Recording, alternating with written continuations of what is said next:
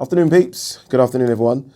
How's everyone doing? Hopefully, like myself, you're excited for this weekend, so you're doing very, very well. We've got loads of good fights coming up in the next couple of months, so it's a good time. It's always a good time to be a boxing fan, but especially a good time to be a boxing fan right about now. I did just do an Amir Khan, Brook preview.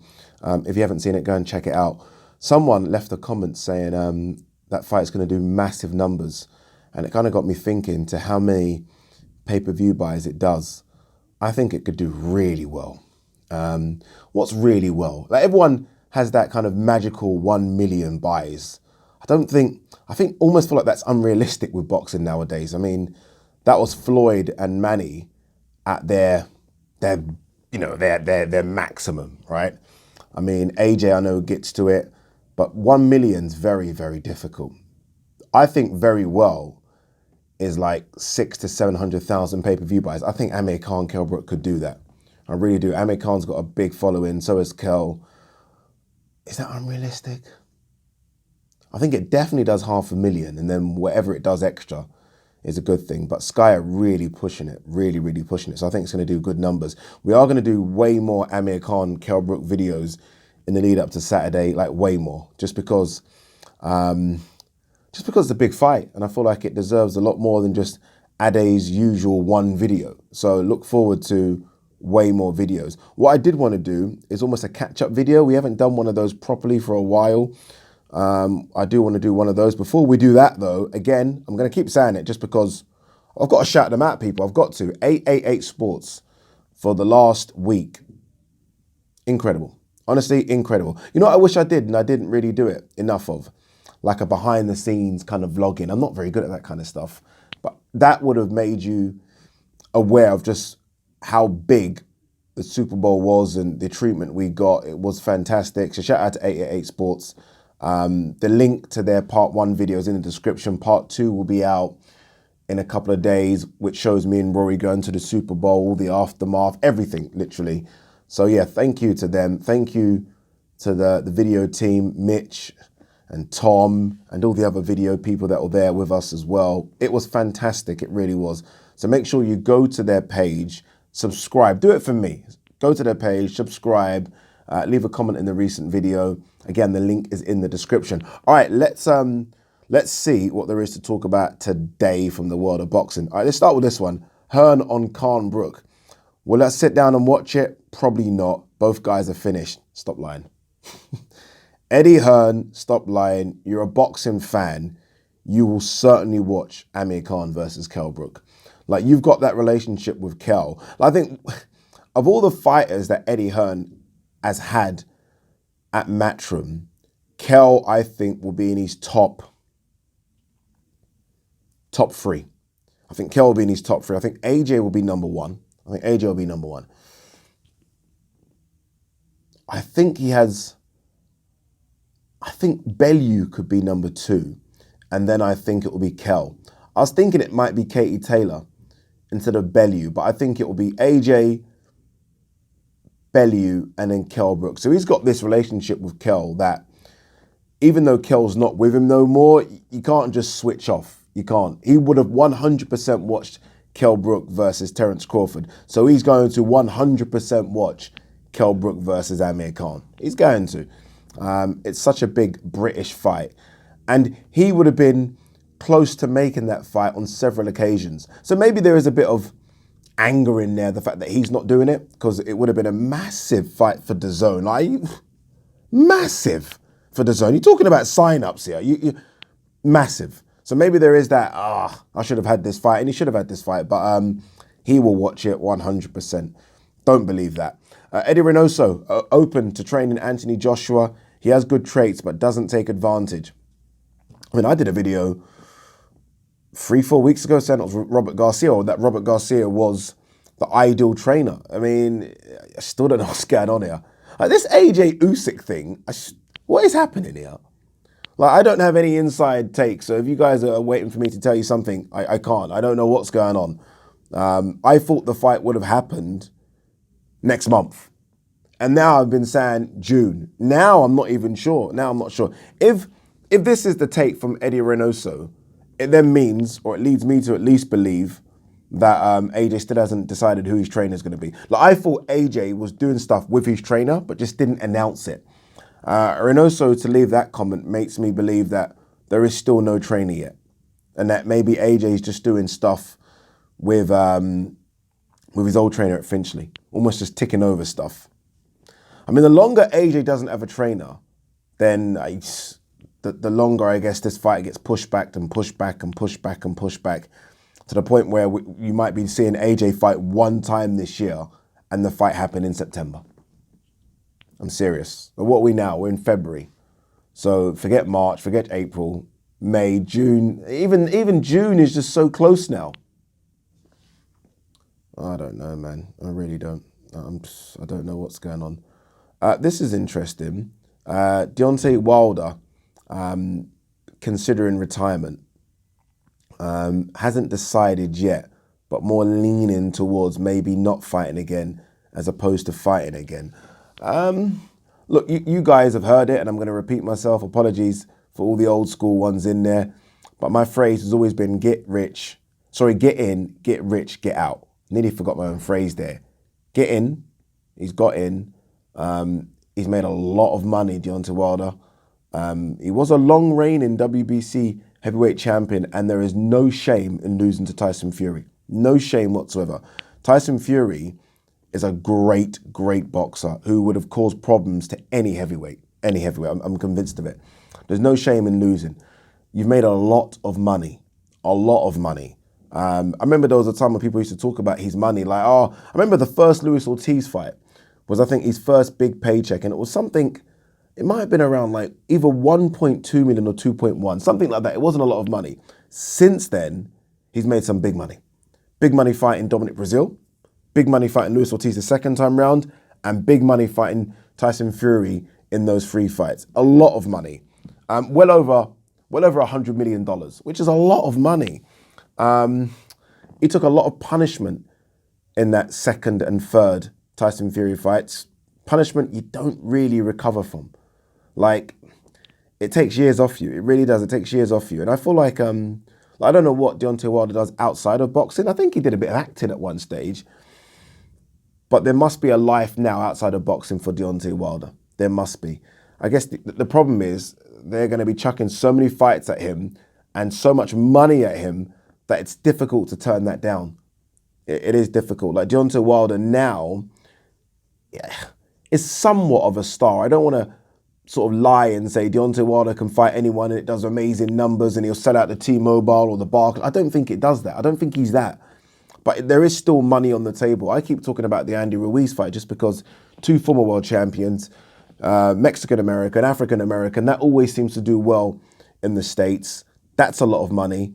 AJ, I don't know how they'll get to AJ or how AJ will get to Wilder, but imagine an AJ Wilder fight in Africa. Particularly Nigeria. Obviously AJ Nigerian, Deontay Wilder, part Nigerian as well. That would do well. So he's got a difficult decision to make. He really has. I think he should call it quits. I feel like any time a fighter starts to maybe think about it, and I almost feel like this is the hurt business. You've got to be in it 100% or don't be in it. You've got to fully commit to it or don't be in it, because, man, we've seen a lot of people, have serious injuries in boxing. And that can happen even if you're fully committed, let alone if you're kind of in and out of it. So look, I hope that we don't see him in the ring again. I think there is no shame in the way he went out. I know some boxers always want to go out on a win. That's not your choice. Unless you fight someone that's fucking ranked outside the top 20, that's not really your choice, is it? But I was so proud of him in that fight against Tyson Fury. He showed me a lot there, a lot of heart. And he was close, wasn't he? He was super close. The second knockdown, when Tyson Fury kind of just slumped down, he was close. And that big forehammer that he landed on Fury, where Fury's body kind of just went all over the place, he was that close to knocking out Tyson Fury. So look, no shame in him calling it quits. Do I expect him to? No, I don't, because this is boxing. I think we've seen it. It's very, very rare that boxers walk away like that. I mean, very, very rare. Very. I'm trying to think of boxers in recent years that have walked away when they still have something to offer. Andre Ward, maybe. Calzaghe, I think, still had something to offer. Carl Froch, maybe, had one or two more. But it's very, very rare. Like, I've just named 3 and I'm struggling to think of more. Like, people will say Floyd, but I thought Floyd coming to the end looked like he was coming to the end. I don't know. I don't know. I just think it's a tough decision. It really is. Sticking with the heavyweights. Fury, I'd fight Usyk and Joshua on the same night. I'll annihilate them. No, you won't. No, you won't. You know what? Yeah.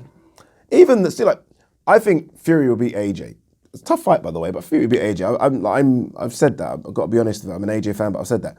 Fury Usyk is a tough fight for Tyson Fury. It isn't just a case of Tyson Fury is 3 stone bigger. Usyk is so skilled. Fury's almost built this reputation as a very skillful boxer. He isn't that. He's very good. He's not skillful. I mean, he's light on his feet and he's tough. He's not as skilled. There is no way Fury is as skillful as Alexander Usyk. I'm not having it. You're not going to convince me if that's what people are saying. Because I've seen some people say Fury is Usyk. Fury's just 3 stone bigger. No, he's not. Stop that talk. Stop that nonsense. It's not true at all. Tyson Fury is a very good boxer, but I'm telling you now, he does not have the boxing ability of Alexander Usyk. He doesn't. So Alexander Usyk causes Tyson Fury a lot of troubles. Do I favour Fury? Yeah, I do, just because every time I've gone against him, he wins. But he's not as skillful as Usyk. He's not. So that talk, obviously, it's just Tyson Fury talking about aligning them both in the same night. Absolute nonsense. What's going on with Fury White? I still don't know what's going on with that, by the way. Anyone know? Can someone let me into what's happening? I have no idea. Andrade versus Zach Parker. WBO grants extension to reach terms for interim super middleweight title fight.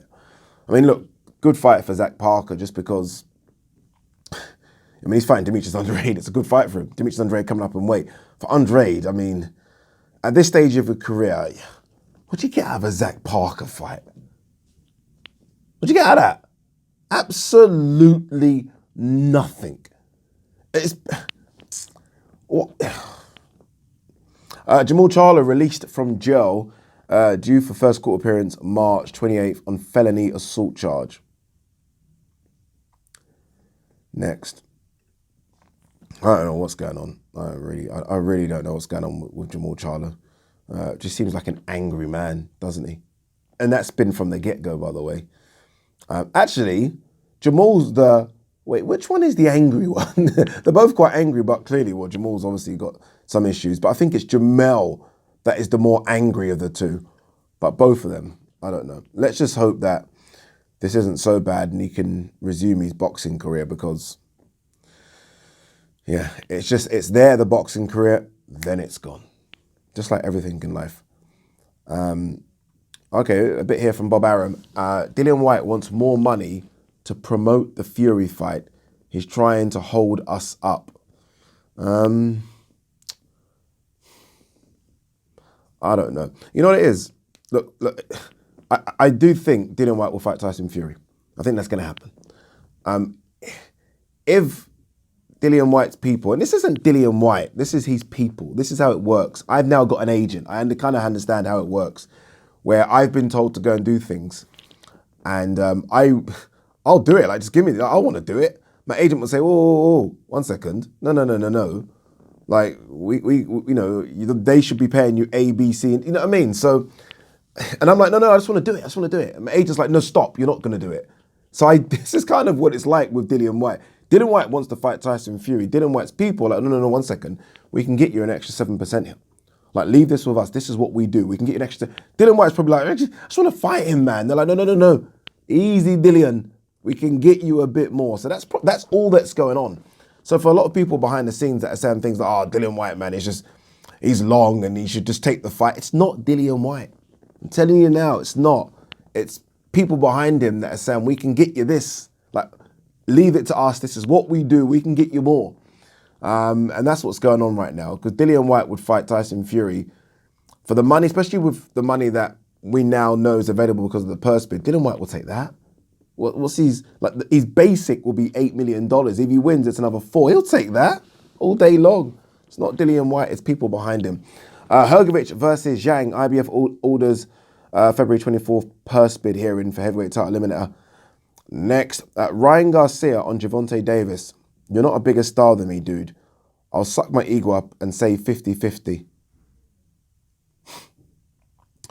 Ryan Garcia obviously is coming to the table and bringing his Instagram followers because Gervonta Davis is the bigger boxing star. Look, Ryan Garcia's fans, I don't even know if they even tune in to watch him fight, if I'm honest with you. I think Ryan Garcia's fans just like the fact that he takes his tops off and takes photos on Instagram. I don't think those fans are the ones that then tune in to watch him fight. Gervonta Davis might not have the same following, but from a boxing perspective, Gervonta Davis is a bigger star. That's what I believe anyway. But fuck all that bigger star, not bigger star. Let's fight. Just fight.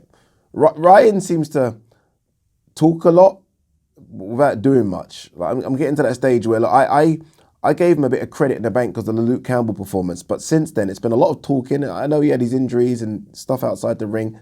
Get in the ring and start working, son. Get in the ring and start working. Gervonta Davis has had some fights. You know, he's had some fights. Barriers fight, going up to 140. Isaac Cruz, who we didn't know, then we all realised is quite tough. He's had some good wins. You're not doing much right now. So all this I'm a bigger star nonsense. Yeah, crazy.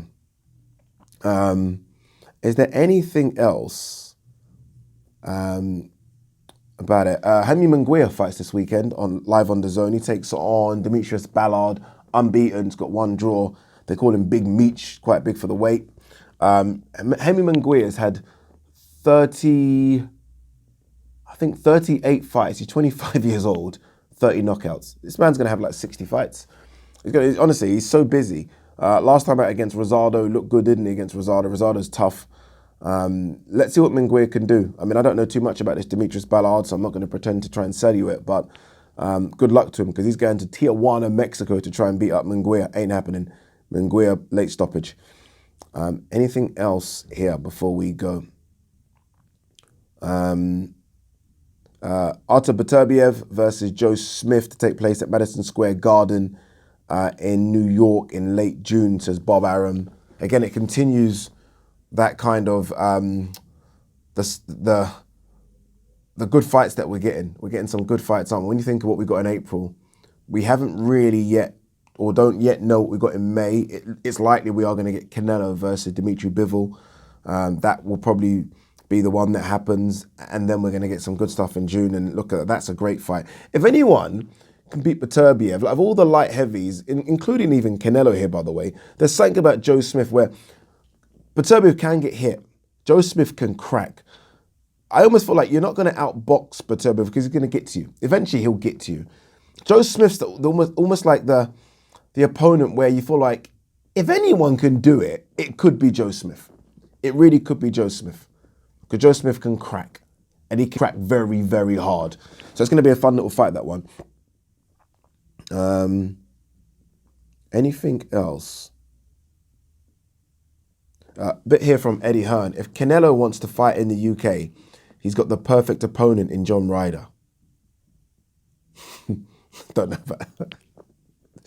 Not sure about that. I'm not sure if that's enough. Like, you don't beat Danny Jacobs and John Ryder. John Ryder's got to do a bit more work at 168 pounds. Look, good win for John Ryder. You guys have seen the video where I said I thought Jacobs nicked it by 1 or 2. Not nicked it, so he won it by 1 or 2. Canelo, no, not yet. I do think Canelo will do his deal with DAZN. I think it will be Dimitri Bivol in May and then GGG in September. If Canelo does fight Dimitri, if that is the opponent, I mean, look, Dimitri Bivol is live. Like, there is no, and so, you know, all of these opponents have been, like Callum Smith, live, unbeaten, no blemishes, no injuries, nothing wrong. Billy Joe Saunders, live, fresh, unbeaten, like Billy Joe Saunders. Caleb Plant, live, fresh, unbeaten. He's now doing it again.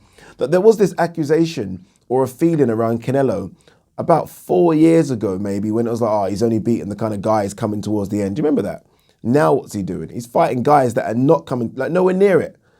Nowhere near it. Dimitri Bivol's 31 years of age. He's a bigger guy, 175 pound, unbeaten champion. That's Canelo's potential next opponent.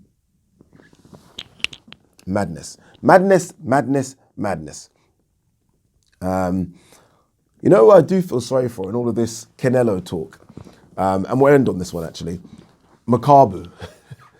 Makabu, obviously at that convention, done that little nose to nose or whatever it was with Canelo and probably thought we've hit the fucking lottery.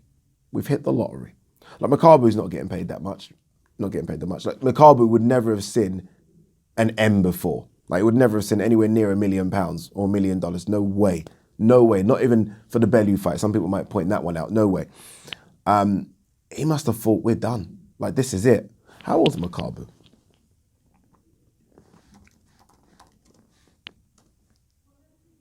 $34. So you know what I mean? Like this is literally towards the end of his career, right? He's towards the tail end. Got a couple more years left max. And he must have thought, this is it. Like I get a chance to fight the pound for pound #1 and make, what's the minimum he would have made? 2 million? And now he's not even being spoken about. Now his name's not even in the question. Now literally, all we hear about is Jamal Charlo, Benavidez, and that's on the PBC side, and Bivol, Gennady Golovkin. Makabu's not even an afterthought. Oh, I feel sorry for him. I do, because there's a lot of money left on the table. It's a shame. It's a massive, massive shame. I wouldn't be shocked if a Okolie gets through Gislak, February 27th, and then they do an Okolie-Makabu fight. I think that could be the biggest money out there for him, for Makabu, which is a shame. Peace and love.